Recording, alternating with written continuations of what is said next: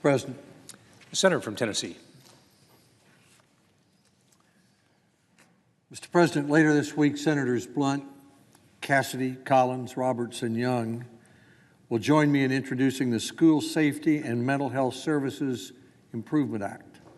3 weeks ago, 14 high school students, a teacher, a coach, and an athletic director were killed at Marjory Stoneman Douglas High School in Parkland, Florida.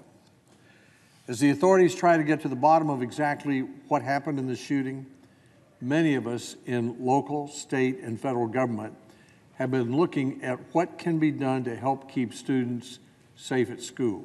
We can't stand still and do nothing while our children are being killed.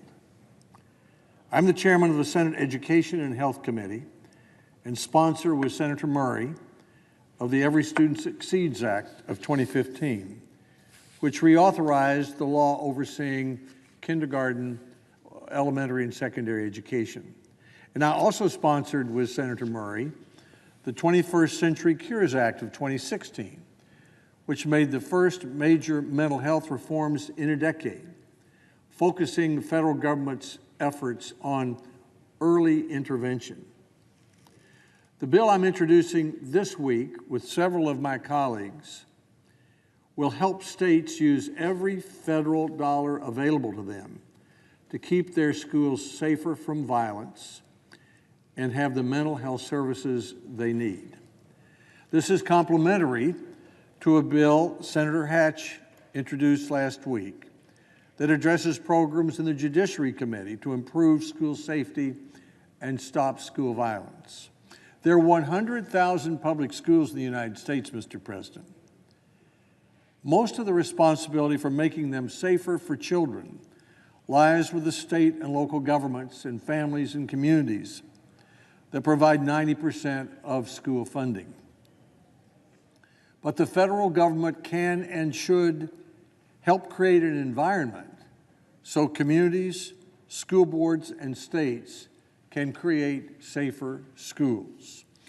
Under this bill, the federal government can help in the following 4 ways. Number 1, allow schools to use Title II funding under the Elementary and Secondary Education Act to hire more counselors. About 1/5 of all children aged 9 to 17 have a diagnosable mental or addictive disorder that causes at least minimal impairment. In the 2014-2015 school year, there was a counselor to student ratio of 482 to 1. While the American School Counselor Association recommends a counselor to student ratio of 250 to 1. This bill would help schools make up that difference. 2, make it clear that schools can use federal funding they're already receiving through Titles II and IV under the Every Student Succeeds Act to improve the professional development of school counselors and to improve the school safety infrastructure, including installing new alarm systems, improving entrances and exits of schools, installing security cameras, and other infrastructure upgrades. 3, our bill renews and updates the law to expand a successful program that helped to train education personnel and ensure children have the services they need after a violent incident. This program was piloted after the shooting in Newtown, Connecticut, and is shown to be effective. And 4th, create an interagency task force led by the Secretaries of Education, Health and Human Services, Justice, Homeland Security, Interior, and Defense to make recommendations, not mandates, recommendations on best practices, policies, and procedures to improve school safety and school safety infrastructure. So this bill would encourage and reinforce for Tennessee and for all other states that federal dollars may be used to hire more counselors, psychologists, and other mental health professionals at schools, to build safety infrastructure such as securing doors, automatic locks, and smart entrances to prevent intruders, and to develop mental health programs to identify children who might be dangerous to other children. While most of the responsibility for improving the safety of our schools and the environment or climate of our schools rest with local and state officials, the federal government has a role to play.